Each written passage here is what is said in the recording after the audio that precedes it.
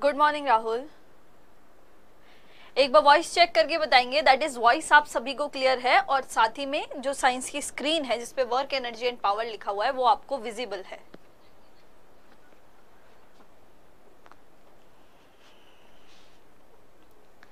चलिए, राम राम पंकज। हम हमारा न्यू चैप्टर स्टार्ट करेंगे जिसका नेम है वर्क एनर्जी एंड पावर, जिसे हिंदी में हम कहते हैं दैट इज योर कार्य,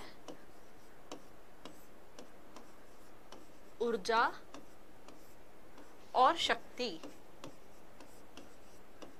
कार्य, ऊर्जा और शक्ति। अच्छा चैप्टर है, इजी चैप्टर है, फास्टली कंप्लीट भी हो जाएगा और समझ भी आ जाएगा। बहुत इजी चैप्टर है।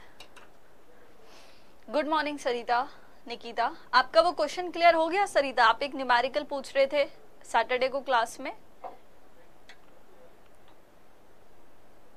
Voice is audible and clearly watched. Okay Sachin. Good morning Devdatta. Good morning Pramod. चलिए तो स्टार्ट करें क्लास को फर्दर। कार्य, ऊर्जा और शक्ति की बात करेंगे, वर्क एनर्जी एंड पावर की हम बात करेंगे। ओके सरिता, वेलकम। सबसे पहले बात कर लेते हैं, गुड मॉर्निंग आशीष। सबसे पहले बात कर लेते हैं वर्क की, यानी कि आपके कार्य की, कि कार्य होता क्या है। अगर मैं सिंपल भाषा में बोलती हूँ तो आपके अकॉर्डिंग वर्क क्या होगा। मैं आपसे नॉर्मल पूछ रही हूँ कि यदि मैंने आपसे कहा कि आप ये वर्क करो या आप ये वर्क कर रहे हो, तो आप किस चीज को वर्क बोल रहे हो, आप किस चीज को कार्य बोल रहे हो, मुझे एकदम सिंपल भाषा में बताओ। यदि मैं आज कुछ भी बोल रही हूँ, यदि मैं यहाँ से चल रही हूँ या मैं आपको पढ़ा रही हूँ, आप पढ़ रहे हो, आपके थ्रू ये एक वर्क है, मेरे थ्रू भी यही वर्क है। Good morning Sushanta, Pavan, Tanveer, each and everyone, good morning Akash. लेकिन अब ये बताइए कि सिंपल टर्म्स में आप किस चीज को वर्क बोलते हैं। हम इसी चीज को वर्क बोलते हैं, जो कुछ भी हम कर रहे हैं, उन सब जितने भी वर्क हम कर रहे हैं ना, जितनी भी चीजें हम कर रहे हैं, उन नॉर्मल भाषा में हम उनको वर्क बोल देते हैं। लेकिन साइंस की टर्म में जो आपके वर्क की डेफिनेशन होती है वो अलग होती है। साइंस की टर्म में डेफिनेशन भी अलग होती है, वर्क का कंसेप्ट भी अलग होता है, चीजें हमको अलग अलग समझने को मिलती है। जैसे समझते हैं, यदि मान लो मैं एक ऑब्जेक्ट लेती हूं, मैंने कहा if I am taking a object, ये देखिए, ये मैंने कोई एक ऑब्जेक्ट लिया, कोई एक वस्तु ले ली, ठीक है। इस वस्तु को मुझे यहां से और यहां पहुंचाना है। मान लिया इस वस्तु को मुझे यहां से यहां पहुंचाना है। अब मुझे ये बताइए, जब मुझे किसी भी ऑब्जेक्ट को, किसी भी चीज को यदि यहां से यहां पहुंचाना है तो उसके लिए मुझे क्या चाहिए होगा, उसके लिए मुझे क्या चाहिए होगा। सिंपल सी चीज है, एक तो ये खुद चलेगा, यानी ये कुछ दूरी तय करे, जिसको मैं एस बोल सकती हूँ। एक मैं कह सकती हूँ इसको यहां से यहां पहुंचाने के लिए मुझे इस पे क्या लगाना पड़ेगा, फोर्स लगाना पड़ेगा। क्या? एक बल लगाना पड़ेगा।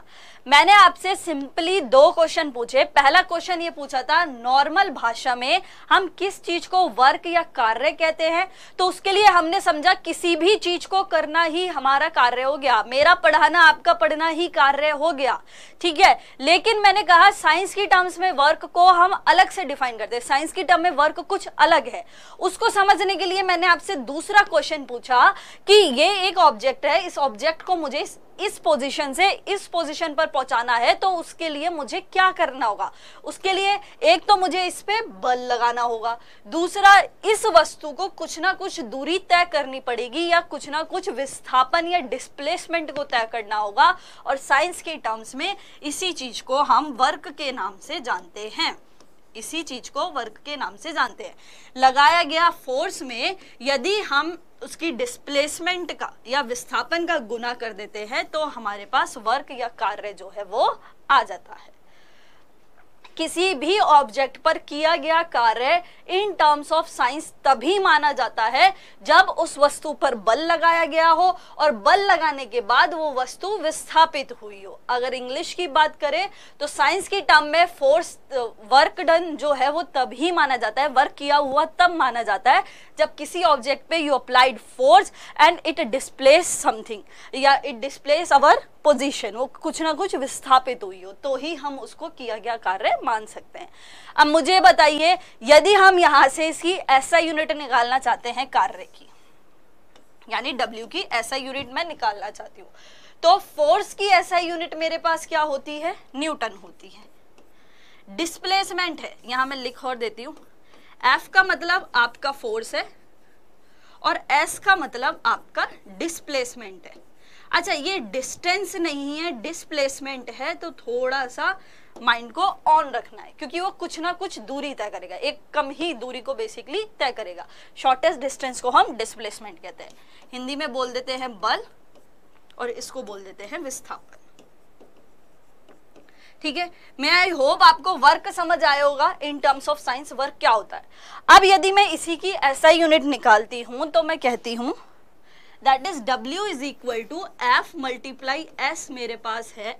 फोर्स है, फोर्स की यूनिट न्यूटन हो गई, डिस्प्लेसमेंट की यूनिट मीटर हो गई, तो इसका मतलब मेरे वर्क की यूनिट क्या हो गई, न्यूटन इंटू मीटर हो गई। वर्क की यूनिट या किए हुए कार्य की यूनिट क्या हो गई, न्यूटन इंटू मीटर।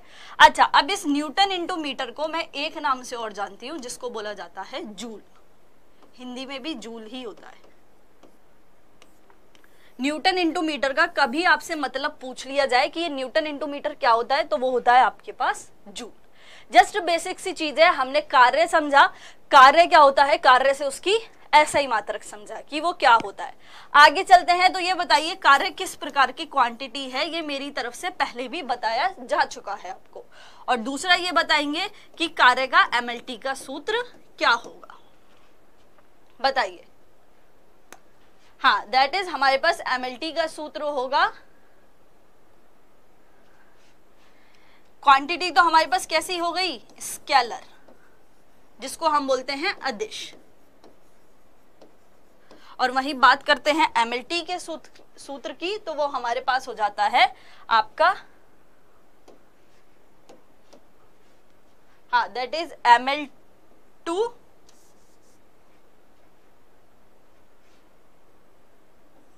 T2। सूत्र हो जाता है ML2 T2, ये आपका हो जाता है इसका सूत्र। अब सभी को यहां तक क्लियर है, वर्क समझ आया, वर्क क्या हुआ, वर्क को हमने किस प्रकार परिभाषित किया और वर्क को हमने कैसे निकाला। अच्छा, ये जूल कहां से आया, तो जूल एक साइंटिस्ट का नाम है, जूल प्रेस्कॉट, है ना, फिजिसिस्ट थे एक ब्रिटिश के, उनका नाम था जूल प्रेस्कॉट। उन्हीं के नाम पे इस जूल को जो है वो डिफाइन किया गया था, उन्हीं के नाम पे दिया गया था। हाँ, बस क्लियर है। चलिए अब एक बार पढ़ लेते हैं लिखा हुआ क्या है। तो देखिए, when a body is displaced by applying a force, जब किसी भी बॉडी को विस्थापित किया जाता है बल लगाकर, तो उस पे वर्क किया हुआ माना जाता है, then work is said to be done. यदि वो बॉडी डिस्प्लेस होती है S, बल F लगाने पे, तो टोटल किया गया जो कार्य है वो W is equal to F into S होता है। ये हमारी गॉडफादर के अंदर लिखा हुआ है। साथ ही में यहाँ मेंशन है कि SSC CGL 17821 और साथ ही में RRB ग्रुप D में आपके ये जो क्वेश्चन है वो देखने को आपको मिला है। तो वर्क को याद रखना, W is equal to your F dot S होता है। चलिए नेक्स्ट हम बात करते हैं, तो जो ऐसा यूनिट होती है हमारे वर्क की वो हो जाती है जूल। जूल किसके नाम पे आया, जेम्स प्रेस्कॉट जूल के नाम पे आया। सीजीएस सिस्टम के अंदर आपका जो जूल है, एसआई के अंदर तो आपका जूल ही होता है, लेकिन सीजीएस के अंदर अर्ग हो जाता है, और एक जूल जो होता है वो 10 की पावर 7 अर्ग के बराबर होता है। ठीक है। अच्छा, ये वाला पैराग्राफ आपको ऐड ऑन करना पड़ेगा। जो गॉडफादर है उसमें हमने केवल इतना लिखा हुआ है कि जो वर्क है उसकी ऐसा यूनिट जूल होती है। और वहां पे सीजीएस यूनिट भी दे रखी है, लेकिन एक चीज जो यहाँ पे एड ऑन हुई है वो केवल ये नाम है, that is British scientist James Prescott joule के नाम पे ये दिया था। इनके बहुत सारे लॉ है, अगर आपने कभी फर्स्ट लॉ ऑफ थर्मोडायनामिक्स पढ़ा हो तो वो भी इन जूल के थ्रू ही दिया गया था। जूल का हीटिंग इफेक्ट भी चलता है, इसके अलावा जूल थॉमसन का इफेक्ट भी चलता है। जूल का नाम कई बार आता है, कई बार आता है। आगे चलते हैं तो हमारे पास वर्क एक स्केलर क्वांटिटी यानी अदिश राशि आपके पास हो जाती है। अब चलते हैं एक नए कंसेप्ट पे। एक नया कंसेप्ट आपसे क्या बोल रहा है समझिएगा। मैं सिंपल आपसे कहती हूं, अभी हमारे पास फॉर्मूला चल रहा था W is equal to F dot S cos theta. अब यदि मैं बोलती हूं मेरे पास यहाँ पे मान लीजिए हमने ले लिया एक व्यक्ति, ये हो गया एक व्यक्ति, ठीक है, ये इसके आंख और ये बेचारा हंस रहा है, ठीक है, इट्स टू हैप्पी, ये बहुत खुश है। हाँ, अब यदि मान लीजिए ये यहाँ पे कोई ऑब्जेक्ट रखा हुआ है, ये ऑब्जेक्ट रखा है, ये इस पे बल लगा रहा है कुछ इस तरीके से, ठीक है, ये इस पे फोर्स लगा रहा है, इसके हाथ बहुत टाइनी टाइनी है, छोटे छोटे से हाथ हैं, उससे ये इस ऑब्जेक्ट पे बल लगा रहा है, जिसकी वजह से ये ऑब्जेक्ट है वो इस दिशा में विस्थापित हो रहा है, इस डायरेक्शन में जो है वो विस्थापित हो रहा है। ये आपका कोई ऑब्जेक्ट है, ये रहा, ठीक है। अगर किसी भी ऑब्जेक्ट पर आपके क्या कर रहा है, ये अपने हाथ से ना एक इस तरीके से इसको बेसिकली खींच रहा है, ये समझ लो ये रस्सी है, इस जैसे ये इस व्यक्ति को इस डिब्बे को खींचना है अपनी तरफ, तो इसने एक रस्सी बांधी और इस रस्सी से क्या करने लग गया, बल लगाने लग गया, ये देखो बल लगा रहा है।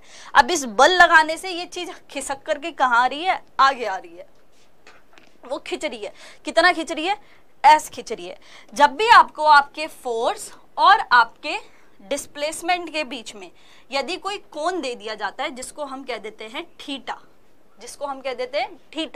तो इस स्थिति में जो आपका किया गया कार्य होता है W, वो होता है F dot S cos theta. जब भी आपको फोर्स और आपके डिस्प्लेसमेंट के बीच में कोण दे दिया जाए तो समझ लेना वहां पे जो किया गया कार्य होगा वो F dot S cos theta होगा। कॉस थीटा ही क्यों लिया है तो समझना, देखो जब भी हम थीटा लेते हैं ना तो इसके हम दो परिणाम लेते हैं, एक तो यहाँ और एक यहाँ, इसको बोलते हैं साइन, इसको बोलते हैं कॉस। हम इस स्थिति की बात कर रहे हैं, ऊपर तो हम कहीं जा ही नहीं रहे, इसलिए हम साइन की बात करेंगे ही नहीं, इसको हटा दो तो हमारे पास केवल एक बचता है, इसलिए हमने किसको लिया यहाँ पे, कॉस थीटा को लिया, एस कॉस थीटा को लिया।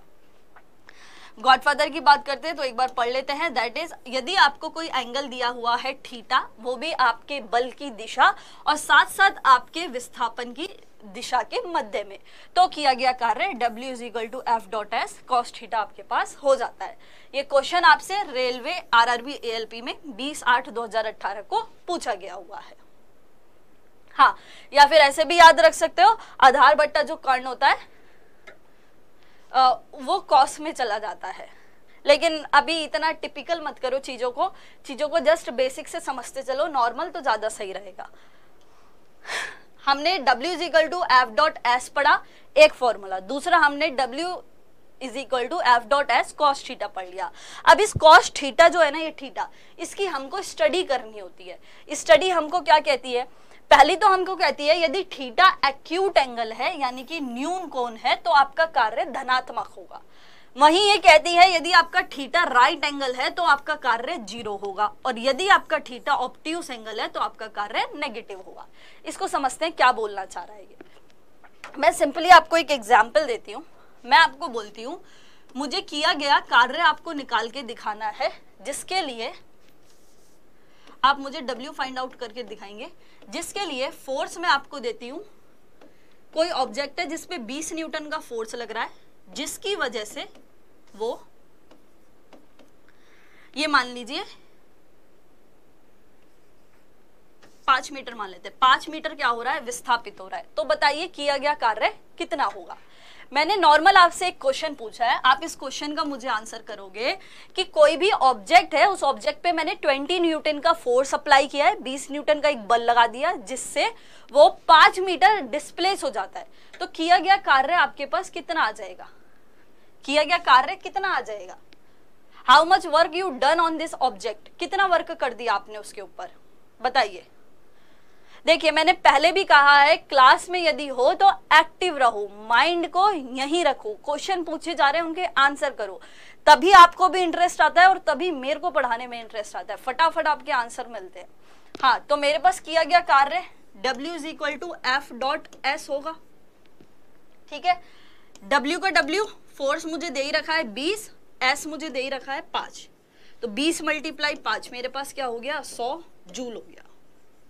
आ गया मेरे पास कार्य, ये मेरे पास आ गया वर्क। कोई दिक्कत? हाँ, very good everyone, that is work मेरे पास आ गया 100 जूल। अब इसी एग्जांपल से हम 3 केस बनाते हैं। एक केस तो हम बनाएंगे एक्यूट एंगल का, एक्यूट एंगल का, एक हम बनाएंगे हमारे राइट एंगल का, और एक हम बनाएंगे हमारे ऑब्ट्यूस एंगल का, ऑब्ट्यूस एंगल का।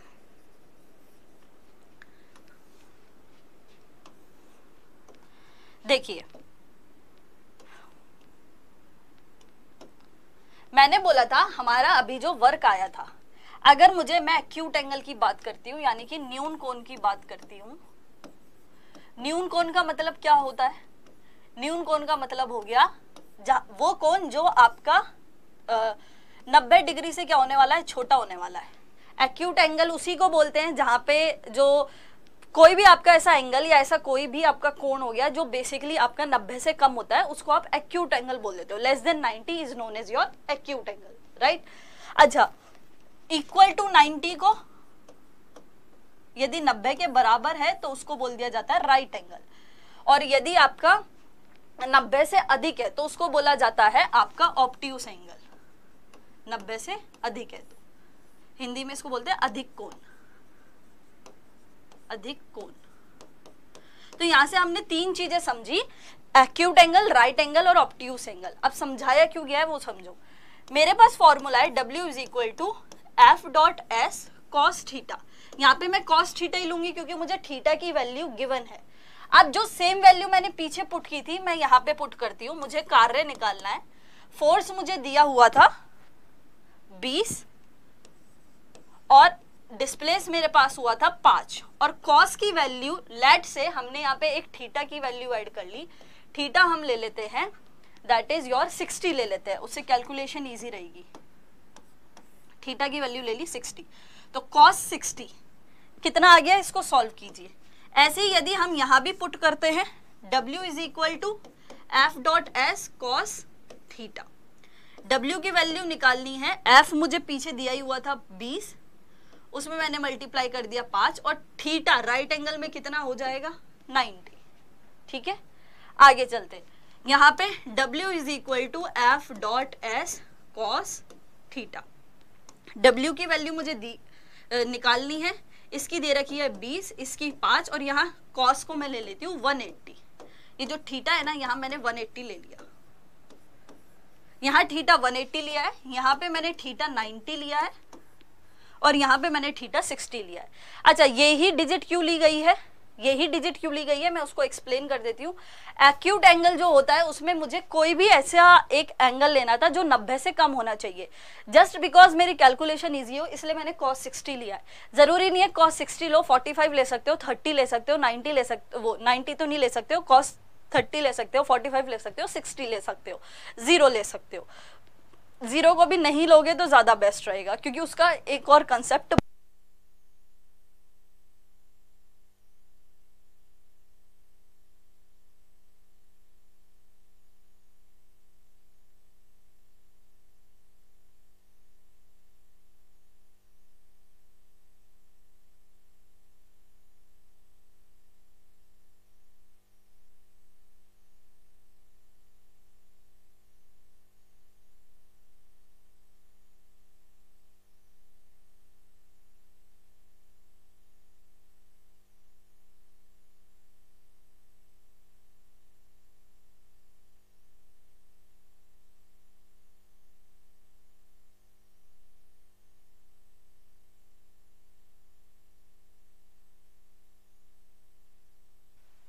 अभी चेक कीजिए, वॉइस क्लियर है?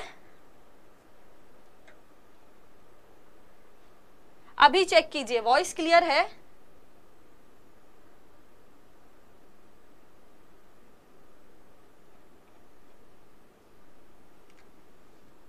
ठीक है, मे बी इसमें कुछ इशू हो गया होगा माइक में।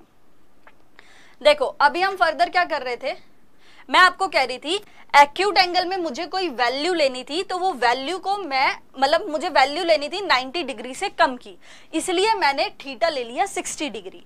राइट एंगल में मुझे वैल्यू लेनी थी 90, राइट एंगल का मतलब ही हो गया कि 90 लेनी है, इसलिए मैंने थीटा ले लिया 90। ऑब्ट्यूज एंगल जो है उसमें मुझे वैल्यू लेनी थी 90 से ज्यादा, इसलिए मैंने थीटा ले लिया 180। तो एक्यूट एंगल में 60 रखेंगे, राइट एंगल में 90 रखेंगे, ऑब्ट्यूज में 180 रखेंगे।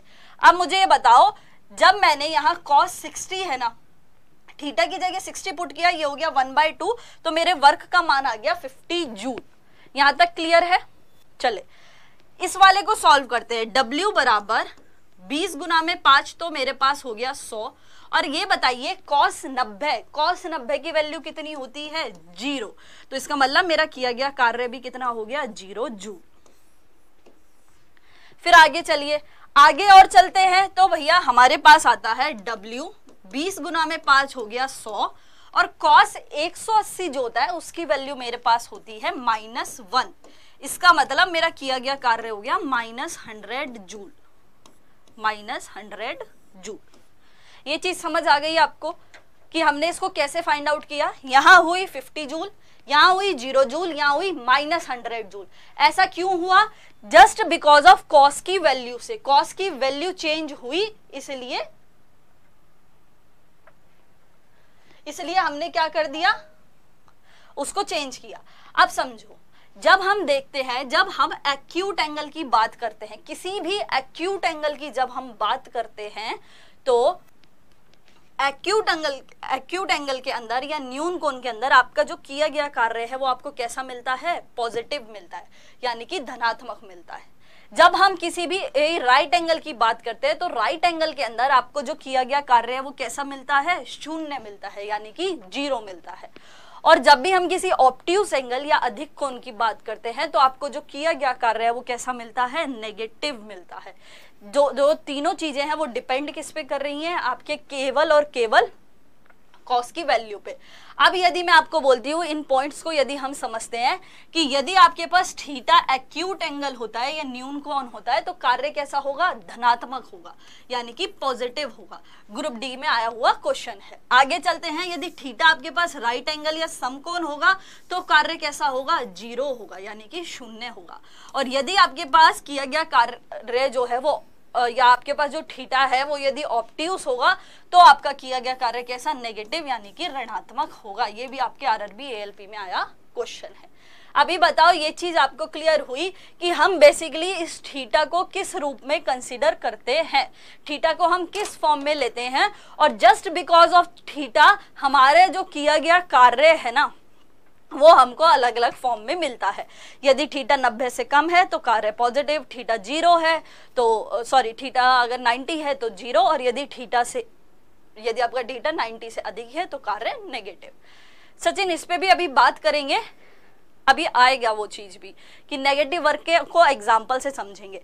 अभी हम ऐसा करेंगे, हम एक्यूट एंगल, राइट एंगल और ऑब्ट्यूज तीनों को फर्दर अपने जो डेली लाइफ के एग्जांपल्स हैं उनसे समझने की कोशिश करेंगे। लेकिन अभी जितना मैंने समझाया कि किस कंडीशन में कौन सी चीज एप्लीकेबल होती है, वो आपको समझ आ गई। चलिए, हाँ देखो, यहाँ पे हम कुछ भी वैल्यू ले सकते हैं थीटा से ज्यादा। अगर आप प्रॉपर मैथ्स की फॉर्म में जाओगे तो 180 आप कॉम्प्लीमेंट्री सप्लीमेंट्री उनमें चले जाते हो, वहां रहने दो, वहां हम नहीं चल रहे हैं। हमें जस्ट नॉर्मल थीटा से ऊपर एक वैल्यू लेनी थी, और 180 से कैलकुलेशन इजी थी क्योंकि -1 उसकी वैल्यू होती है, इसलिए केवल वो थीटा इज इक्वल टू 180 लिया गया है। आप 90 से ऊपर कुछ भी ले सकते हो, बस उसकी वैल्यू जो है वो आपको पता होनी चाहिए। अब समझते हैं हर एक वर्क को उसके डेली लाइफ एग्जाम्पल से। यदि हम सबसे पहले बात करने वाले हैं हमारे पॉजिटिव वर्क की। पॉजिटिव वर्क का मतलब क्या हो गया?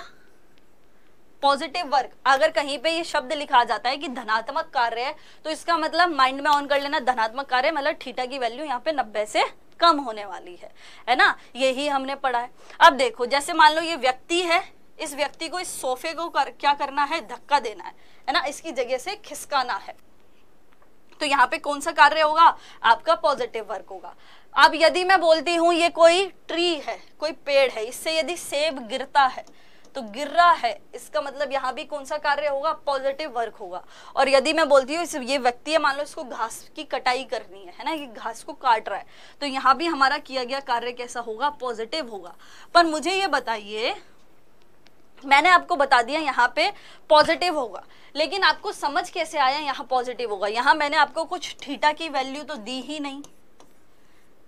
पॉजिटिव वर्क का मतलब होता तो ये है कि हम थीटा से डिफाइन कर लेते हैं, लेकिन मैंने यहाँ आपको कुछ थीटा दिया ही नहीं, तो आप कैसे बोल सकते हो कि इसमें कार्य पॉजिटिव है, इसमें भी कार्य पॉजिटिव है, और मैम आपने जो ये बताया ये पॉजिटिव है, ये तो आपने अपने अकॉर्डिंग बता दिया पॉजिटिव है, लेकिन हम कैसे फाइंड आउट करेंगे कि यहाँ पे कार्य पॉजिटिव है, बताइए।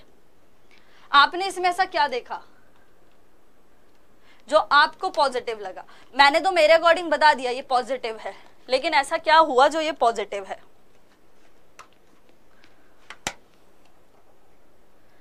पोजीशन चेंज हो रही है, पोजीशन तो तीनों, पोजीशन राइट एंगल को हटा दो, वो एक हम कह देते हैं उसको अभी साइड रखते हैं, ऑब्ट्यूस में भी पोजीशन चेंज होगी और आपके एक्यूट में भी हो रही है। और कुछ बताइए, और कुछ बताइए। वर्क इफेक्टिव दिख रहा है, नहीं। फोर्स डायरेक्शन में वर्क हो रहा है, ओके, इसको हम कंसिडर कर सकते हैं। अब देखो यदि मान लो आपको कुछ इस टाइप का क्वेश्चन आ जाए तो हम कैसे देखते हैं, हम देखते हैं इस फॉर्म में। देखो इसी दिशा में आपका जो फोर्स है वो भी इसी दिशा में लग रहा है और आपका जो विस्थापन हो रहा है वो भी इसी दिशा में हो रहा है, यानी आपका बल भी इसी दिशा में लगा और आपका डिस्प्लेसमेंट भी इसी दिशा में हुआ। यदि मैं सेब की बात करती हूँ तो फोर्स ऑफ ग्रेविटी जो है ना, गुरुत्वाकर्षण का जो बल है वो इस पेड़ से ट्री के ऊपर कहाँ लग रहा है, नीचे की तरफ लग रहा है, फोर्स ऑफ ग्रेविटी। ये जो सेब है इसका विस्थापन भी कहाँ हो रहा है, नीचे की तरफ हो रहा है। मैं थर्ड एग्जाम्पल में चलती हूँ तो देखो इस व्यक्ति के द्वारा बल भी कहाँ लगाया जा रहा है, इसी दिशा में लगाया जा रहा है और विस्थापन भी कहाँ हो रहा है, इसी दिशा में हमको देखने को मिल रहा है। तो हमने यहाँ से एक चीज और सीखी कि जब भी आपके पास पॉजिटिव या धनात्मक वर्क होगा तो आपके फोर्स और जो आपका डिस्प्लेसमेंट है उन दोनों की डायरेक्शन ही कैसी होगी, सेम होगी, यानी कि समान होगी। पॉजिटिव वर्क के अंदर हमारे फोर्स और डिस्प्लेसमेंट की जो डायरेक्शन होती है, दिशा होती है, वो एक ही होती है। उस स्थिति में भी हम किया गया कार्य या धनात्मक वर्क या पॉजिटिव वर्क मानते हैं। इस स्थिति में जो हमारा थीटा है वो बड़ा होता है कितने से, 90 डिग्री से। अब क्लियर हुआ। यदि एग्जाम में डायरेक्टली कोई क्वेश्चन पूछ लिया जाता है, जैसे ये पर्सन है, मान लो ये वो क्या बोलते हैं समुंदर में है, तो इसी दिशा में इसका फोर्स लग रहा है और यहीं इसकी क्या हो रही है, डिस्प्लेसमेंट हो रही है, तो ये वर्क कैसा हुआ, पॉजिटिव वर्क हुआ। या आपसे कहा जाए कि स्वतंत्र रूप से कोई भी ऐसी चीज है जो ऊपर से नीचे गिर रही है, ऊपर से नीचे गिरने का मतलब ही क्या हो गया, आपके पास पिंड पर गुरुत्वाकर्षण द्वारा क्या हो जाएगा, बल हो जाएगा, इसलिए आपका कार्य धनात्मक होगा। फर्दर चलते हैं तो गॉडफादर में लिखा हुआ है दैट इज जब भी फोर्स या डिस्प्लेसमेंट सेम डायरेक्शन में होते हैं तो वर्क कैसा होता है, पॉजिटिव होता है, धनात्मक होता है, जहां पे थीटा की वैल्यू 90 डिग्री होगी, एक्यूट एंगल। अब बात करते हैं नेगेटिव वर्क की, यानी कि ऋणात्मक कार्य की। ये चीज तो हमको पता ही है, ये हम पढ़ाए हैं कि वर्क डन नेगेटिव होता है जहां पे जो थीटा है या फिर जो थीटा की वैल्यू 90 डिग्री से ज्यादा होती है, अधिक कोण हमको मिलता है। कैसे, इसको समझना, अब समझना ढंग से।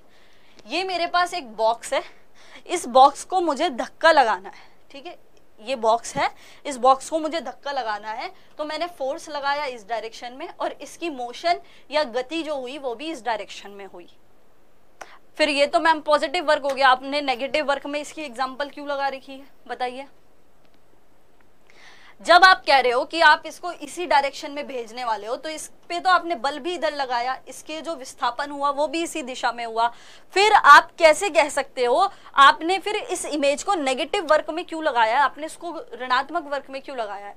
हाँ आशीष आप करेक्ट हैं। तो ऋणात्मक वर्क में लगाने का कारण क्या हो गया?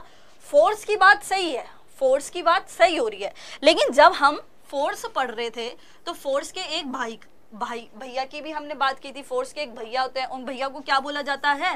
फ्रिक्शन, यानी कि घर्षण। इस घर्षण से एक बल भी लगता है जिसको हम फ्रिक्शनल फोर्स कह देते हैं, घर्षण बल कह देते हैं। अब ये घर्षण बल कहाँ लगता है? जिस भी दिशा में बल लगता है उसके विपरीत दिशा में घर्षण बल लगता है।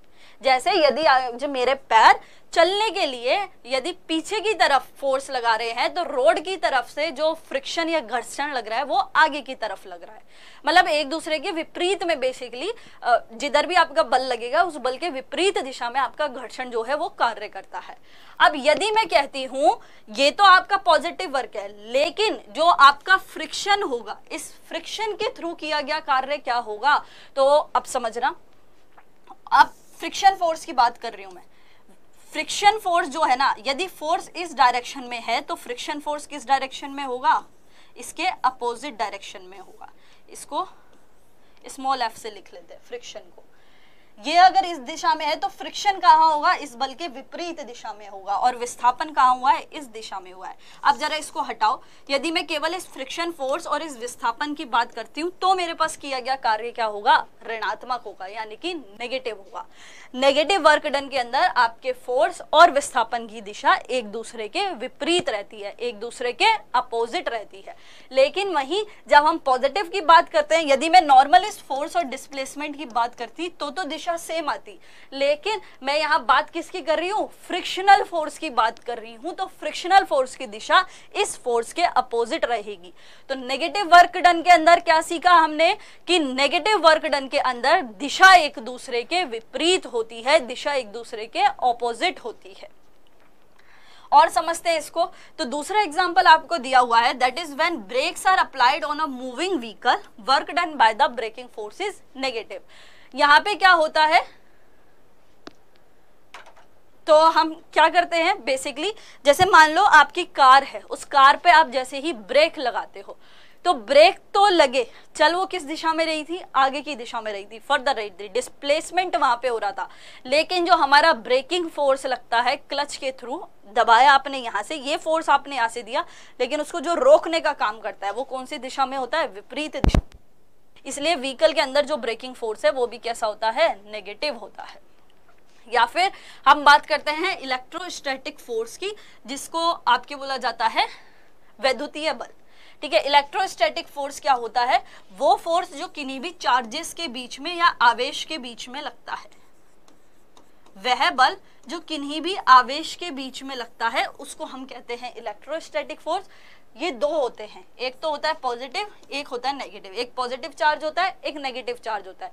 जो नेगेटिव चार्ज है ना, उसके थ्रू आपकी इलेक्ट्रिसिटी फ्लो होती है। ये जितना भी करंट चल रहा है ना, करंट किसकी वजह से होता है? इस नेगेटिव की वजह से।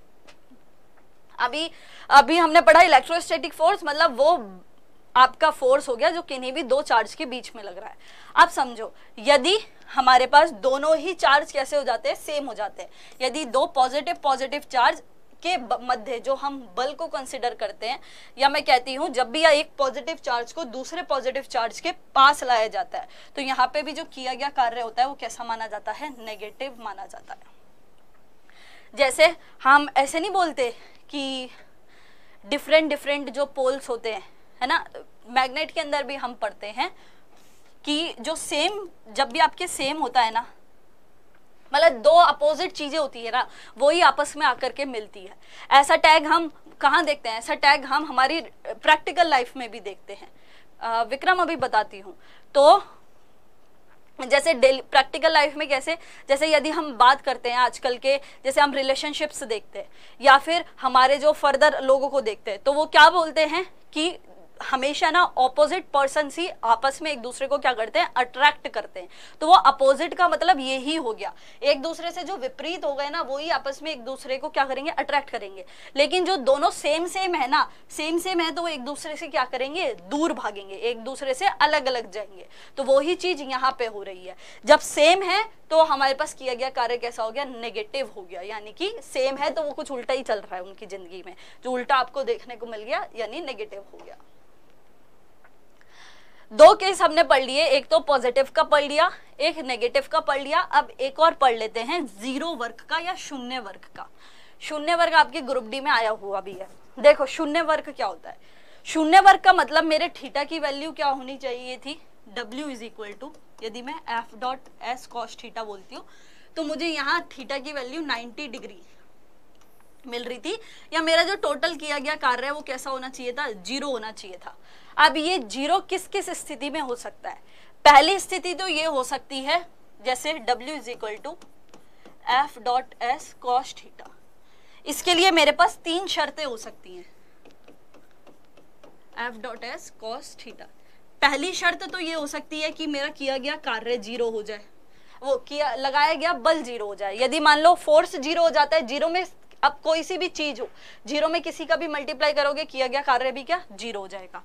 सेकेंड स्थिति हो सकती है यदि मेरा विस्थापन क्या हो जाए, 0 हो जाए। यदि मेरे पास S 0 हो जाएगा तो मेरा ये पूरा वर्क डन क्या हो जाएगा, 0 हो जाएगा।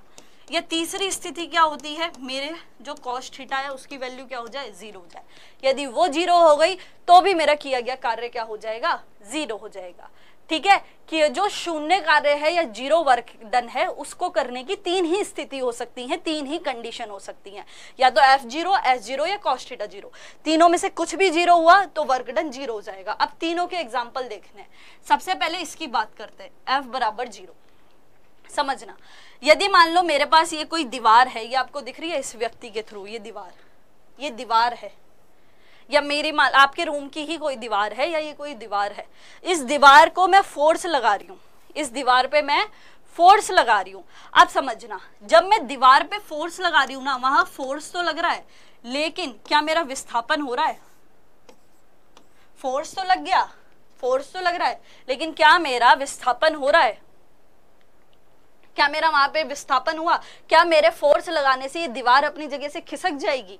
आप बताओ, यदि आपके घर की कोई दीवार है, यदि इस टाइम आप किसी रूम में बैठे हो, आप अपनी चारों दीवारों में से कोई भी एक दीवार पर यदि बल लगा देते हो तो क्या आपके बल लगाने से वो दीवार खिसक के कहीं और चली जाएगी। मान लो आपके इस रूम की दीवार है, वो कहीं और पहुंच जाएगी, नहीं पहुंचेगी ना, नहीं पहुंचेगी, यानी कि उसका विस्थापन नहीं पहुंची, इसका मतलब उसने कोई दूरी तय नहीं करी, उसने कुछ विस्थापन ही तय नहीं किया, तो उसका S कितना हो गया, 0 हो गया। S कितना हो गया, 0 हो गया। और अभी मैंने क्या कहा था, तीनों में से कुछ भी 0 हो जाए, किया गया कार्य क्या हो जाता है, 0 हो जाता है। अब भले ही मैंने वहां फोर्स लगाया हो, लेकिन जस्ट बिकॉज मेरा विस्थापन 0 था तो मेरा किया गया कार्य भी कितना हो गया, 0 हो गया। पहला एग्जाम्पल। दूसरा एग्जाम्पल हम बोलते हैं इसका, वेट लिफ्टर का। वेट लिफ्टर क्या करता है, मान लो उसको 100 किलो का जो ये मास है इसको बेसिकली उठाना है 30 सेकंड के लिए। हमने क्या कहा, इसको वेट लिफ्टर को ऐसे वेट को उठाना है 30 सेकंड के लिए। अब इसका कुछ वजन है, वो वजन हो गया 100 किलो। 100 किलो इसने उठाया, मतलब वहां पे बल तो लगा, इसके द्वारा वहां पे बल तो लगा, फोर्स तो लगा, लेकिन क्या इसने उस वजन को उठाने के बाद कहीं चला, नहीं चला। कोई दूरी तय करी, नहीं करी। वो केवल उसको ना ऐसे उठा करके और अपनी एक से एक जगह पर खड़ा हो गया, बस यहीं खड़ा रह गया, यहीं खड़ा हो गया, यानी उसने फिर कोई दूरी नहीं चली, तो मेरा S वापस क्या हो गया, 0। और जैसे ही मेरा S 0 हुआ, वापस मेरी ये स्टेटमेंट क्या हो गई, करेक्ट हो गई। तीनों में से एक टर्म ही तो 0 करनी थी, तो तीनों में से एक टर्म 0 हो गई। या you are right, you are not Hulk man. चलो, ये तो हुए दो हमारे ये एग्जाम्पल।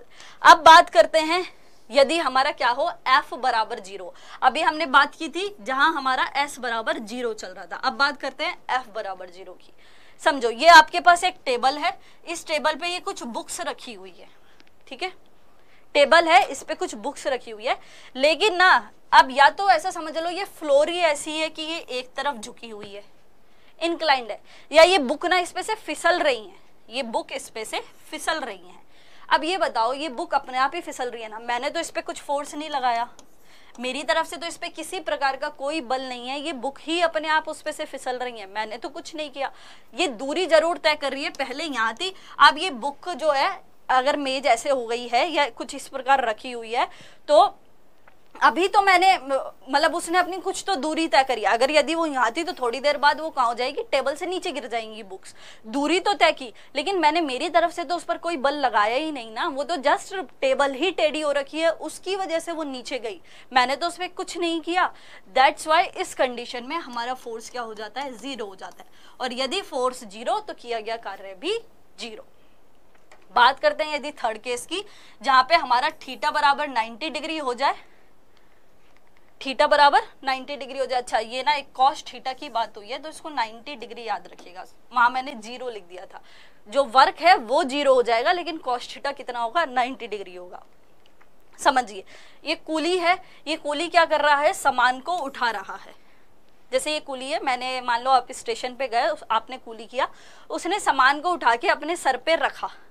अब इस स्थिति में बात होगी तो समझना, थीटा बराबर 90 डिग्री के लिए मेरे पास एक शर्त होनी चाहिए, वो शर्त क्या थी, राइट एंगल।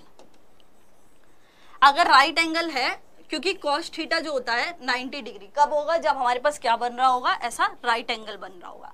ठीक है, अब देखो ये व्यक्ति जो है वो ऐसे अपने सर पे भार को उठा करके चल रहा है, ये चल रहा है, इसके थ्रू जो बल लगाया जा रहा है, इसके थ्रू ये जो बल लगा है वो किस दिशा में लगा है, इस दिशा में लगा है, इसने इसको पकड़ रखा है, इस पे फोर्स लगा रखा है, ऊपर की दिशा में लगा रखा है।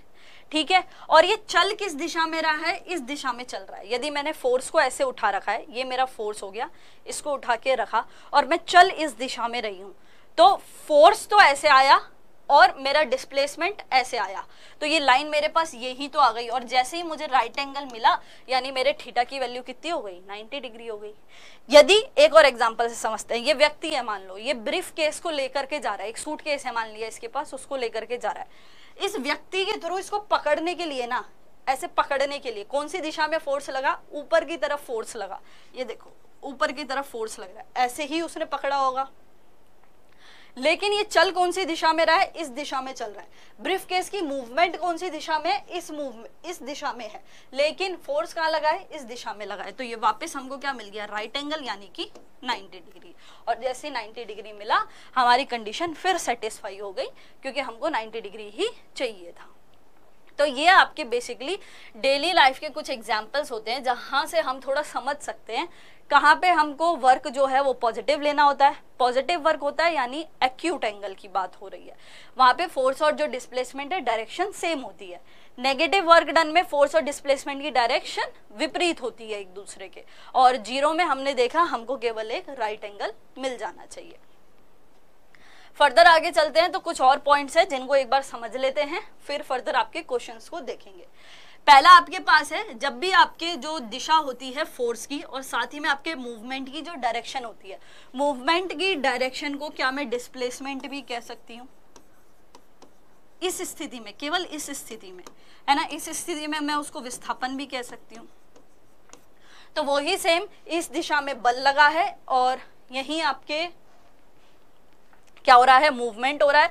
वो दोनों एक दूसरे के यदि परपेंडिकुलर हैं, एक दूसरे के इस तरीके से ऊपर हैं, तो किया गया कार्य कितना हो जाएगा, शून्य हो जाएगा, जीरो हो जाएगा, क्योंकि कौन आ गया यहाँ पे, कॉस थीटा आ गया। एक क्वेश्चन है आपके पास, what will be the work done by the string of simple pendulum during complete one oscillation. यदि पूर्ण दोलन के दौरान एक सरल लोलक की डोरी द्वारा किया गया कार्य क्या होगा। देखो समझो, ऑसिलेटरी मोशन पढ़ के आए थे, ऑसिलेटरी मोशन क्या होता है, ऑसिलेटरी मोशन पढ़ाई थी मैंने सेकंड चैप्टर के अंदर, क्या होती है वो बताइए।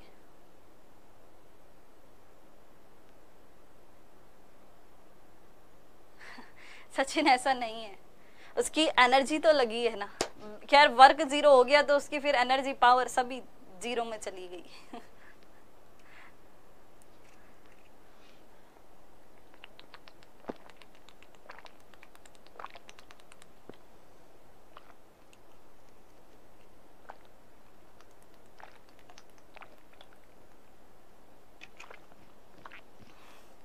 लिफ्ट की जो रस्सी होती है ना आशीष, उसमें हम मानते हैं कि लिफ्ट की रस्सी टूटी है ना, तो वहां पे हमारा भार भी 0 हो जाता है। उस चीज को हम मतलब अभी ग्रेविटेशनल वाला चैप्टर आएगा उसमें भी क्लियर करेंगे, वहां पे केस भी बना रखे हैं कि व्यक्ति कब हल्का महसूस करता है, कब भारी महसूस करता है, लिफ्ट ऊपर जाती है नीचे जाती है, उस टाइम पे फोर्स का और ग्रेविटी का क्या इफेक्ट पड़ता है। और ये चीज भी सही है कि जब लिफ्ट की रस्सी टूट जाती है उस टाइम भी हम कह सकते हैं कि व्यक्ति अपना कोई भार महसूस नहीं करता, W 0 हो जाता है और वहां फोर्स को भी हम कंसिडर नहीं करते।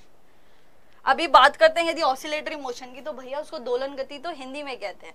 मतलब क्या हुआ, 2 और 4th मोशन करे, 2 और 4, टू एंड फ्रो याद रख लो, या फिर मतलब अपनी अवस्था के इधर उधर गति कर रहा हो, कुछ यही गति को हम ऑसिलेटरी मोशन कहते हैं। आप समझो एक सिंपल पेंडुलम की बात की गई है, पेंडुलम इस टाइप का पेंडुलम आपने देखा होगा, यदि कोई घड़ी देखी हो आपने, यहाँ पे इन पे ना, एक मिनट इसको बना ही लेते हैं, एक तो अब घड़ी नहीं बनेगी। यहाँ पे ये रहता है, ये 12, 3, 6, 9 इस टाइप की कुछ घड़ी है और यहीं पे एक ऐसे ये रहता है। अब जब भी इस पे आप अलार्म सेट करते हो तो ये कुछ इस तरीके से वाइब्रेट होता है। अब समझना, एक सिंपल लोलक की बात की गई है, एक सिंपल पेंडुलम की बात की गई है। यदि मैं बात करती हूँ इस पेंडुलम की, वो एक राउंड को कंप्लीट कर रहा है। एक राउंड कब कंप्लीट होगा, यदि ये एक लोलक है, ठीक है, एक राउंड कंप्लीट हुआ कब माना जाएगा, जब मैं बोलती हूँ ये यहाँ से यहाँ जाएगा, वापस यहाँ जाएगा और अपनी मीन अवस्था में आ जाएगा, ठीक है। यानी इसने यहाँ से स्टार्ट किया, ये घूमा, फिर यहाँ गया और वापस यहाँ गया, ये इसका एक रिवॉल्यूशन हो गया। या फिर नहीं समझ आ रहा तो इधर से कंसीडर कर लो, इस पॉइंट से मान लो एक बार ये गया वापस इधर आया तो ये इसका कंप्लीट रिवॉल्यूशन होगा। इसका कंप्लीट रिवॉल्यूशन वैसे ये नहीं होगा, ये इसका एक कंप्लीट रिवॉल्यूशन हो जाएगा। अब मैं क्या बोल रही हूँ समझना, जब ये अपनी एक कंप्लीट रिवॉल्यूशन करता है, बल्कि हम यहाँ बात कर लेते हैं, चलो बल इस पे कुछ ना कुछ लग रहा होगा, लेकिन जो विस्थापन होगा उसने इसी पॉइंट से स्टार्ट किया था और वापस घूम के इसी पॉइंट पे आ रहा है। जैसे हमने सर्कुलर में देखा था, सर्कुलर यदि कोई ट्रैक है वो यहाँ से स्टार्ट करती है और वापस घूम करके यहीं आ जाती है, तो हम यहाँ विस्थापन कितना मान रहे थे, 0। वो जहां से गई वहीं वापस आ गई तो विस्थापन 0। तो यहाँ भी तो यही हुआ, यदि कोई सिंपल पेंडुलम है वो यहाँ से स्टार्ट करके वापस इसी पोजीशन पे आ रहा है, यानी विस्थापन क्या हो जाता है, 0 हो जाता है। तो इस स्थिति में जो किया गया कार्य होगा वो भी कितना हो जाएगा, 0 हो जाएगा। 0 का रीजन समझ आया, 0 इसलिए हुआ क्योंकि s का या डिस्प्लेसमेंट का मान क्या हो गया था, 0 हो गया था। दैट्स वाई, क्योंकि वो जो इतना चलेगा अपनी पोजीशन को कवर करेगा वो 0 होगी। ये एक क्वेश्चन आप लोगों के लिए है, इसको सॉल्व कीजिए। सॉल्यूशन बोल क्या रहा है, आपको फोर्स दिया हुआ है 200, फोर्स दिया हुआ है 200 न्यूटन, कोई ऑब्जेक्ट है जो डिस्प्लेस हो रहा है आपका 4 मीटर, तो आपको निकालना है इस पे किया गया कार्य या W कितना हुआ। हाँ, that is W is equal to होता है F इंटू में D, तो ये हो जाएगा F की वैल्यू 200, D 4, ये हो जाएगी 800 न्यूटन। क्लियर?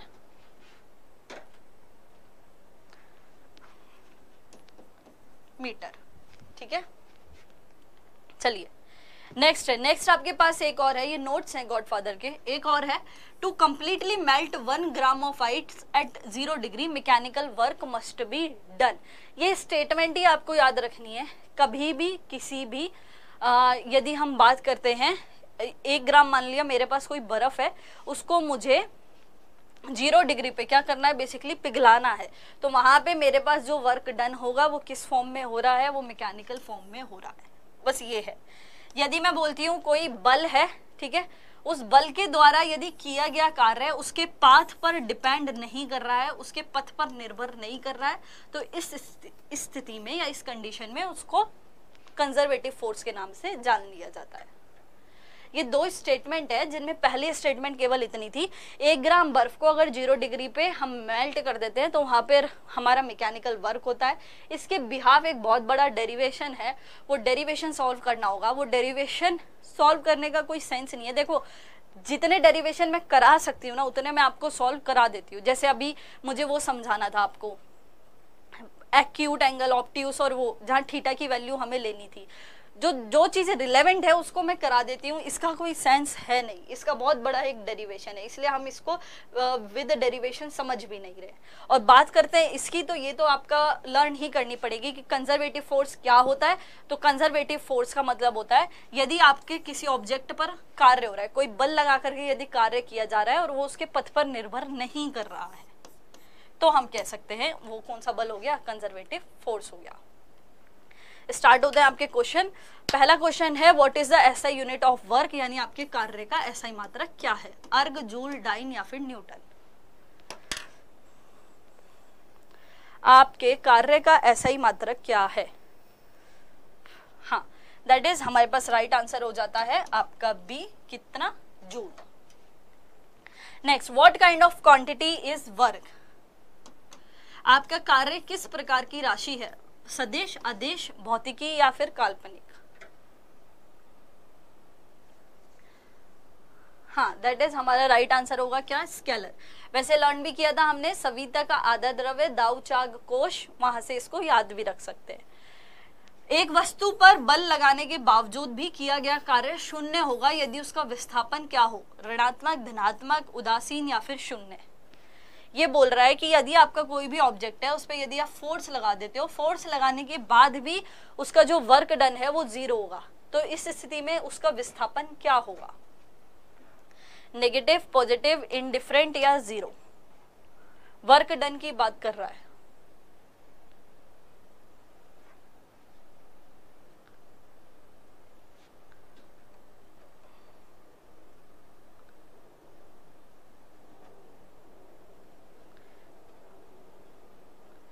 साइंस की क्लास अभी आपकी बहुत अच्छी चलेगी, अभी आप खुद आइडिया लगा सकते हो। सचिन अभी फिजिक्स ही चल रहा है, फिजिक्स ही आपके दिसंबर तक कंप्लीट होगा, देन आफ्टर आपकी केमिस्ट्री स्टार्ट होगा, फिर आपके बायोलॉजी स्टार्ट होगा।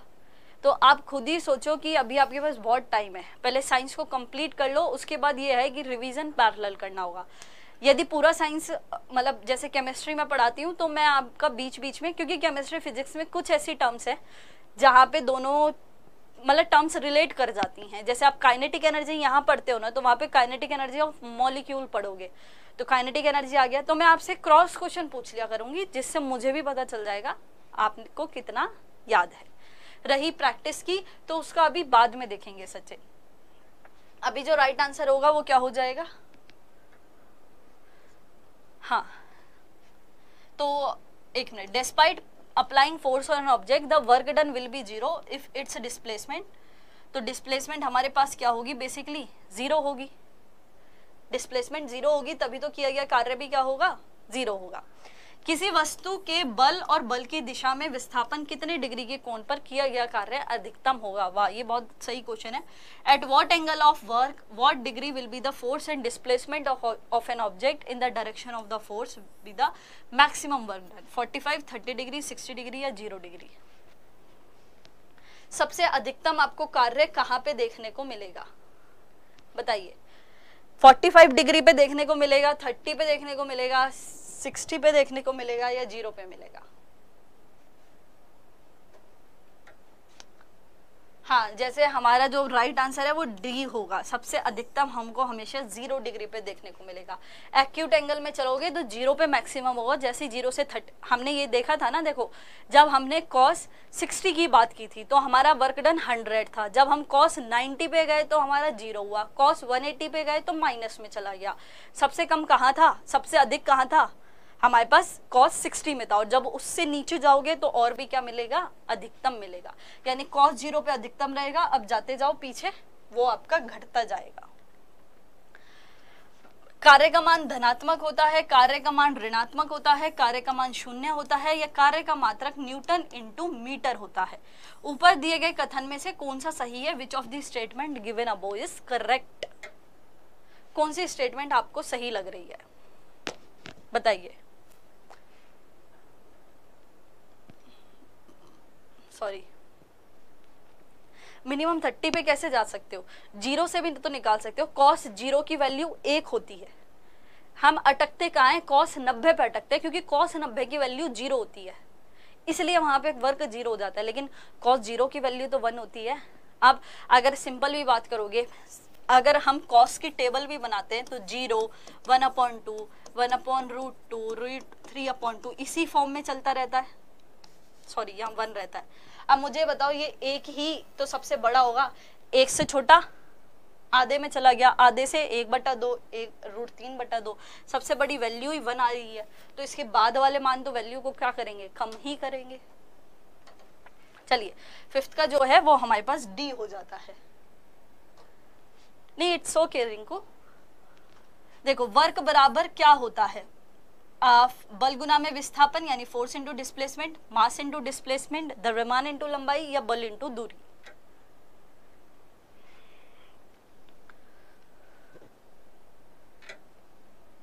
बताइए वर्क का फॉर्मूला क्या होता है। हाँ दैट इज 6 का ए, फोर्स इंटू में डिस्प्लेसमेंट। नेक्स्ट क्वेश्चन, जब गतिशील वाहन पर ब्रेक लगाए जाते हैं तो किया गया कार्य डैश होगा। When brake are applied on a moving vehicle then work done will be positive, negative, zero या फिर उदासीन या इनडिफरेंट बेसिकली। हाँ जब भी हमारे बल लगाया गया तो हमको कैसा मिलेगा, दैट इज नेगेटिव मिलेगा। The work done on an object does not depend on which of the following, किसी वस्तु पर किया गया कार्य निम्नलिखित में से किस पर निर्भर नहीं करता है, बल पर, द्रव्यमान यानी मास पर, डिस्प्लेसमेंट यानी विस्थापन या फिर angle between force and displacement पर। किस पर हमारा किया गया कार्य निर्भर नहीं करता है, दैट इज हमारे किस पर, मास पर यानी वस्तु के द्रव्यमान पर। नेक्स्ट क्वेश्चन, यहाँ पे आपके क्वेश्चन फ्री होते हैं। नेक्स्ट टर्म आती है, वर्क हम कंप्लीट कराए हैं, पूरे वर्क को अच्छे से पढ़ लेना। वर्क के बाद नेक्स्ट टर्म आती है हमारे पास पावर, जिसे हम कहते हैं शक्ति। शक्ति से हम क्या समझते हैं, शक्ति से हम क्या समझते हैं,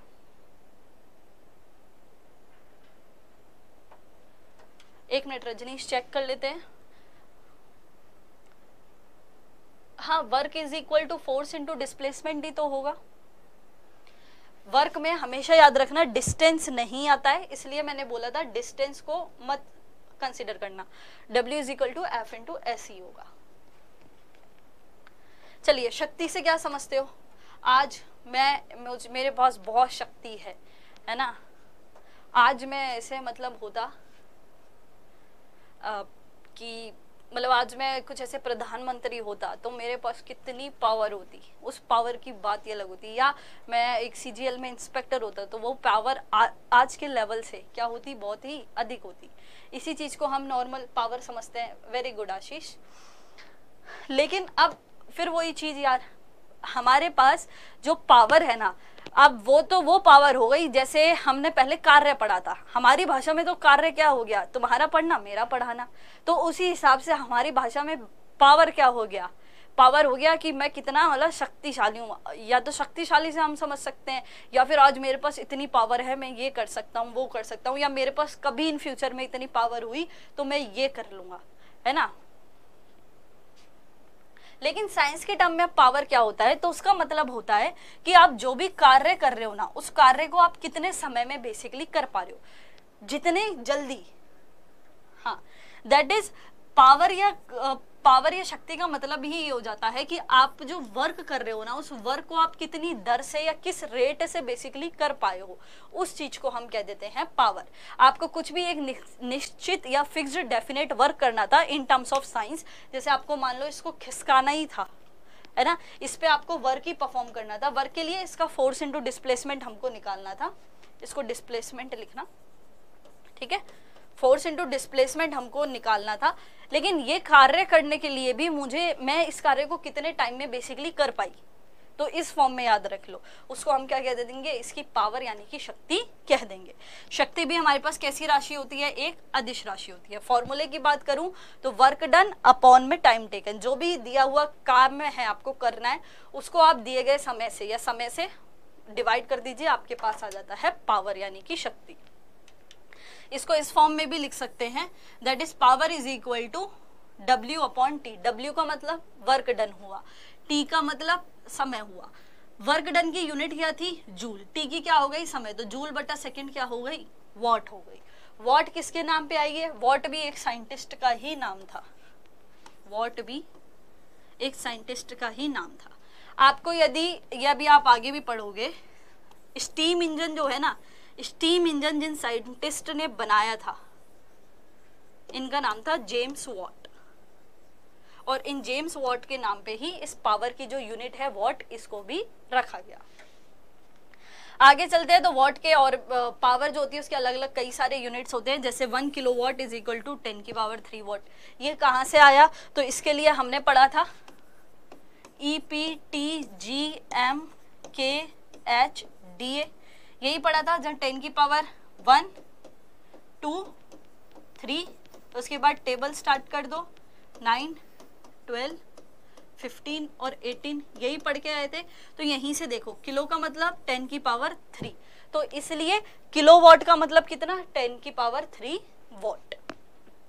आगे चलते हैं मेगावाट। मेगा का मतलब कितना, 10 की पावर 6, तो इसलिए मेगावाट का मतलब कितना, 10 की पावर 6 वॉट। आगे चलते हैं हॉर्स पावर। ये आपको लर्न करना होगा कि जो एक हॉर्स पावर होती है उसमें आपके 746 वॉट होते हैं। कई बार एग्जाम्स में आया है, one of the important relation है। देखो स्टेनोग्राफर में आ चुका, आरआरबी के एग्जाम में आ चुका, एमटीएस में आ चुका, सीजीएल में भी आ चुका और सीपीओ के एग्जाम में भी आ चुका, इसलिए one of the important relation है, लर्न करके चलना है। कई बार ये इस तरीके से भी पूछ लेता है, 1 horse power is equal to 746 watt है, और 1 horse power is equal to 0.746 kilowatt हो जाता है।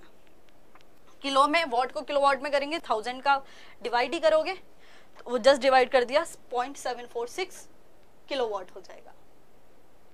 ठीक है, चलिए देखो सीजीएस सिस्टम में पावर की यूनिट जूल पर, वो अर्ग पर सेकंड, ऐसा यूनिट में थी जूल पर सेकंड। सीजीएस में जूल किस में बदल जाता है, अर्ग में, और सेकंड का सेकंड, तो जूल पर सेकंड किस में चेंज हो गई, अर्ग पर सेकंड में। एक इंपॉर्टेंट फॉर्मूला हो रहा है एवरेज पावर का, that is total used energy upon total time, यानी आपका कुल जितनी भी उपयोग की गई ऊर्जा है उसमें कुल समय का भाग दे दो तो औसत ऊर्जा निकल जाती है। एवरेज कैसे निकालते हो, यदि आज मुझे क्लास में बच्चों का एवरेज निकालना है कि मान लो कितने बच्चे हैं, जैसे मान लो 10 बच्चे हैं, ठीक है, 10 में से मान लो मेरे पास कुछ ऐसे हैं जो बहुत इंटेलिजेंट है, कुछ ऐसे हैं जो नॉर्मल है ना। अब मुझे इन सबको जोड़ करके एक रेशो देना है कि ऑलमोस्ट मेरी क्लास जो है उसका कितना एक लेवल है, तो 10 बच्चों का कुछ ना कुछ होगा, एक का 5 हुआ, 2 का 3 हुआ, तीसरे का 10 हुआ, चौथे का 6 हुआ, तो 1 2 3 4 5 6 को जोड़ दो और जोड़ करके जितने स्टूडेंट है 10 का डिवाइड दे दो, इससे मेरा एवरेज निकल जाता है। जस्ट नॉर्मल, यहाँ भी आपको अलग अलग यूज के इक्विपमेंट्स दे रखे हैं, टोटल टाइम दे रखा है, उन सबको जोड़ दो, जोड़ करके इस फॉर्मूले में पुट कर दो।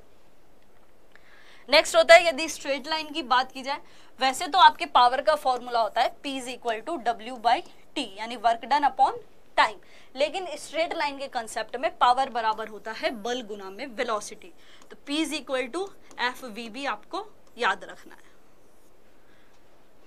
अब यहां से हमने 3 फॉर्मूले पढ़ लिए हैं पावर के। पहला तो कौन सा पढ़ा, P is equal to W/T, दूसरा पढ़ा हमने total used energy upon total time, जो हमारे एवरेज पावर का फॉर्मूला था। एक होता है हमारे पास P is equal to F/V, जो हमारे स्ट्रेट लाइन का फॉर्मूला है। अब ये क्वेश्चन आप लोगों के लिए है, आपको पावर निकाल के बतानी है इंजन की। यदि वो 120 जूल कार्य करता है 3 सेकंड के अंदर, तो बताइए इसकी पावर या शक्ति कितनी होगी। पावर आपको निकालनी है, यहाँ आपको दे रखा है वर्क 120 जूल और टाइम दे रखा है आपको 3 सेकंड, बताइए कितनी होगी। सिंपल है, पावर बराबर क्या होता है, work done upon time. Work done कितना दे रखा है 120, टाइम कितना दे रखा है 3, कितना आ जाएगा 40 वॉट। अच्छा, एक ना इन यूनिट्स का थोड़ा ध्यान रखना, जैसे आपने जो पढ़ा है ना वो जूल पर सेकंड पढ़ा है, अगर कल को ये मान लो सेकंड की जगह आवर या किसी और चीज में दे दे तो इसको डायरेक्ट पुट मत कर देना, यूनिट को चेंज कर लेना। तो क्वेश्चन को थोड़ा सा एक बार ध्यान दे लेना। चलिए क्वेश्चन आपकी स्क्रीन पे है, आपको बताना है the rate of work is called, कार्य करने की दर डैश कहलाती है, ऊर्जा, वेग, शक्ति या फिर बल। कार्य करने की आपकी दर क्या कहलाती है, हाँ दैट इज हमारे पास शक्ति कहलाती है। दूसरा, what kind of quantity is power, शक्ति किस प्रकार की राशि है, अदिश, सदिश, द्विअदिश या फिर द्विसदिश। स्केलर, वेक्टर, बाइस्केलर या फिर बाइवेक्टर। दैट इज कैसी है हमारे पास, बिल्कुल क्या हो जाती है, स्केलर। रिंकू ABCD मत लिखो, आशीष ABCD नहीं, आशीष नहीं, ये कौन है, तनवीर और आकाश, ABCD मत लिखो। ABCD से नहीं समझ आता है कि क्वेश्चन 1 का आंसर दिया है या 2 का, 1 का A 2 का B ऐसे लिखो जो पता चले। What is the SI unit of power, शक्ति का SI मात्रक क्या है, joule multiply second, what, Newton या फिर जूल, बताइए। फिर 3 लिखा है विक्रम, 3 का मतलब क्या, 3 से मैं क्या समझूं, ये क्या हो जाता है, B, that is what. Welcome Rinku. बाकी वैसे आपने थैंक यू किस चीज के लिए बोला। चलिए 4th पे, which of the following is correct, निम्नलिखित में से सही कौन सा है, P is equal to W/T, W into T, या P is equal to W minus T, P is equal to W plus T, या फिर P is equal to W upon T. चलिए देखते हैं फर्स्ट आंसर कौन देगा, 4th number question, 4th का मेरे पास सबसे पहले आंसर आया 4th का विक्रम का, that is right answer is D. चलिए शक्ति का CGS क्या होगा, CGS मात्रक क्या होगा, what will be the CGS unit of power, joule upon second, erg upon second, watt या फिर newton upon second. What is the CGS unit of your power, सबसे पहले आंसर दिया है प्रियंका ने, very good Priyanka, that is हमारे पास हो जाएगा 5th का बी। How many watts are there in 1 horse power, एक अश्व शक्ति में कितने वाट होते हैं, 646, 686, 746, 786। How many watts are there in horse power. Priyanka 5G night चल रहा है, सबसे फर्स्ट आंसर आ रहा है, 5G की कनेक्टिविटी काफी अच्छी है। कितना हो गया, 746। चलिए यदि कोई लड़का 4 मिनट में 600 न्यूटन बल के साथ 20 मीटर की दूरी तय करता है तो लड़के द्वारा खपत की गई शक्ति की मात्रा कितनी है। If a boy covers a distance of 20 meters in 4 minutes with a force of 600 Newton, then what will be the amount of power consumed by the boy। Power आपको निकालनी है, दे क्या क्या रखा है आपकी स्क्रीन पे है, दैट इज डिस्प्लेसमेंट दे रखा है 20 मीटर, टाइम दे रखा है आपको 4 मिनट, और इसी के साथ आपको फोर्स दे रखा है कितना, 600 न्यूटन। ये आप होमवर्क में करना, क्योंकि अब इसमें करना क्या है वो भी समझ लेना। मिनट में दिया हुआ है भाई साहब, मिनट में, मिनट को सेकंड में चेंज कर लेना, ठीक है। डी दे रखा है, एफ दे रखा है, सबसे पहले तो वर्क निकलेगा, सबसे पहले तो कार्य निकलेगा, P is equal to W/T होता है, डायरेक्ट वर्क नहीं दिया, वर्क की जगह F इंटू डी दिया हुआ है, F की वैल्यू पुट करो, D की करो, T जो है वो मिनट में दिया है उसको सेकंड में चेंज कर लेना, जो भी वैल्यू आएगी वो आपके पास करेक्ट आंसर होगी। और वैसे जब सॉल्व करोगे तो ये आपके पास आएगी 750 या 50।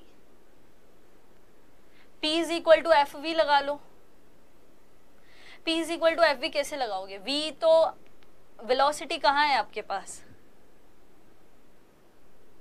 वेलोसिटी निकालनी पड़ेगी, उसके लिए डिस्टेंस अपॉन टाइम, हाँ ये भी कर सकते हो, या तो यहां से निकाल लो, ये भी कंसेप्ट सही है, एक तो ये हो गया, या फिर दूसरा ये कर लो, P is equal to F multiply V कर लो, यहां से डायरेक्ट निकल जाएगा। F आपको दे ही रखा है कितना, 600, V आपको दे ही रखा है कितना, V हमको निकालना है, V क्या होता है, डिस्प्लेसमेंट अपॉन टाइम होता है, तो P is equal to 600 multiply, displacement आपको दिया है 20, टाइम दिया है 4, सॉल्व कर लेना। अच्छा एक बार दोनों तरीके से निकाल के देखना आंसर आपको क्या मिलता है, ठीक है। चलिए निम्न में से कौन सी भौतिक मात्रा किए गए कार्य की गति को मापती है, विच of the following physical quantity measure the speed of work done, बल, वेग, एनर्जी या फिर शक्ति। दोनों तरीके से एक बार सॉल्व करके देख लेना, जो आपको इजी लगे उससे कर लेना, वो ज्यादा इजी है वैसे, उससे कर लेना। 4 नहीं 240, अब वो तो चेंज होगा ना, उसको तो आप चेंज करोगे ना, मैंने तो केवल उसको फॉर्मूले में पुट कर दिया है। अब इसके बाद का जितना भी दिमाग लगेगा वो आप लगाओगे। यहाँ मिनट में दे रखा है, इस मिनट को सेकंड में चेंज करना है, यहाँ भी चेंज करना है, यहाँ भी चेंज करना है, क्योंकि टाइम का ऐसा ही मात्रक क्या होता है, सेकंड। तो मोस्टली हमको जितनी भी ऐसा यूनिट मिलेंगी ना जिनमें टाइम आ रहा है वो सब सेकंड में मिलेंगी, तो इन सबको चेंज कर लेना सेकंड में। ये बताओ स्पीड के लिए हम कौन सी बात करेंगे? हाँ, दैट इज हमारे पास क्या आ जाएगा, पावर। नेक्स्ट आपके पास आता है एनर्जी। एनर्जी का कंसेप्ट है, कल से ही पढ़ लेंगे एनर्जी को, अभी स्टार्ट नहीं करते क्योंकि कंप्लीट तो हो नहीं पाएगा। बाकी सिंपल भाषा में अगर बात करती हूँ एनर्जी की, तो देखो वर्क पढ़ लिया, पावर पढ़ लिया। वर्क का मतलब F इंटू एस, पावर का मतलब उस कार्य को करने की दर, और एनर्जी का मतलब होता है उस कार्य को करने की क्षमता, यानी कि कैपेसिटी। आप कितना कार्य कर सकते हो, आपकी कितनी ना कैपेसिटी है किसी कार्य को करने की, कितनी क्षमता है, उसी को हम बेसिकली कहते हैं ऊर्जा। ऊर्जा का ऐसा ही मात्रक भी जूल होता है, और जब हम CGS मात्रक में जाएंगे तो वो भी क्या हो जाएगा, अर्ग हो जाएगा। और एक चीज और, ऊर्जा जो होती है वो भी आपके पास स्केलर क्वांटिटी ही होती है। तो यहाँ से एक चीज समझ सकते हो, पावर, वर्क और एनर्जी तीनों ही हमारे पास क्या होती हैं, स्केलर क्वांटिटीज होती हैं।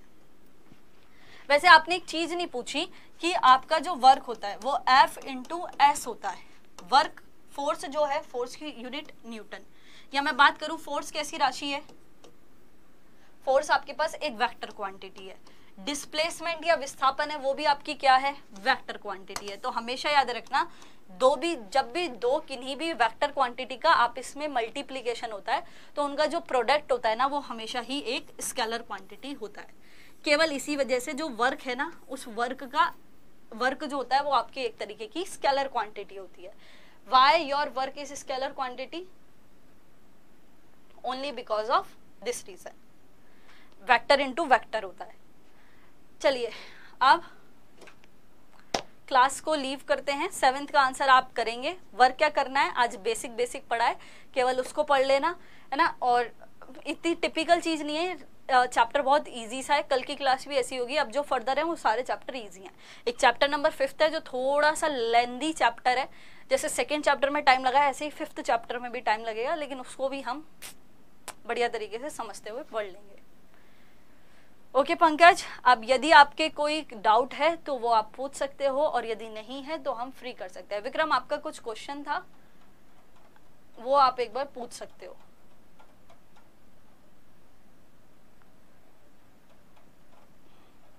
और यदि किसी का कोई क्वेश्चन नहीं है तो आप कमेंट कर सकते हो।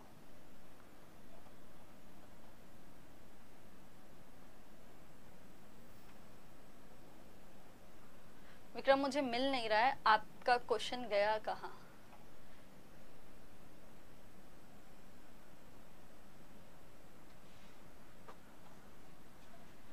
विक्रम, वो मिल ही नहीं रहा है मुझे क्वेश्चन। अगर आप टाइप कर सकते हो तो पूछ सकते हो। हाँ, स्केलर इंटू स्केलर स्केलर होता है, वेक्टर इंटू वेक्टर भी स्केलर होता है। ये कुछ रूल्स होते हैं स्केलर और वेक्टर क्वांटिटी के। बाकी यदि आपका कुछ डाउट नहीं है तो ठीक है, फिर क्लास को लीव करते हैं। Okay, all doubts clear? Okay Sachin. Vikram, एक काम करना, कल की क्लास में पूछ लेना, उसको टाइप करके, हाँ उसको टाइप करके रख लेना, ठीक है? ठीक है, फ्री करें फिर। Okay everyone.